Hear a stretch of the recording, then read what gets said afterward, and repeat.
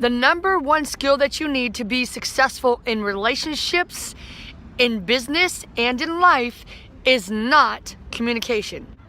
What's the number one skill? You know, everybody is always saying to you that communication is the number one skill. That's not true. It would be, except that people don't communicate and they don't have that skill until they have a little bit of self-worth, at least a little bit. You gotta have just enough self-worth to be able to communicate. And you know where that little bit of self-worth comes from? You believe in your mind, like, I'm worth it, because you have something that is more important. You have something that supersedes your insecurity, right?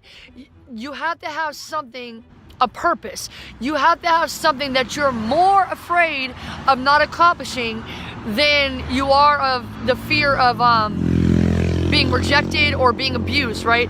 And I'm telling you this from my own personal experience. And thank God I started digging the well before I was thirsty. Like Jordan Harbinger says, dig the well before you're thirsty.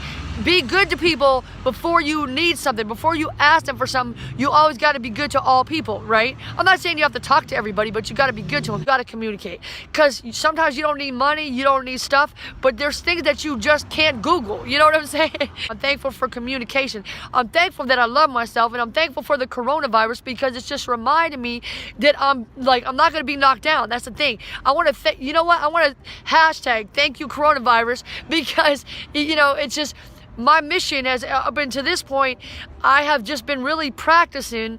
I've been practicing what God wants me to practice, which is that I'm worth it. Reminding myself that it's never about me. It's about Him. It's about His purpose for me. It's always whatever somebody says or does or doesn't do or doesn't say. It's always about them. Communication. Communication is the number two. Number one is knowing your worth because you have a bigger mission and you would rather accomplish that.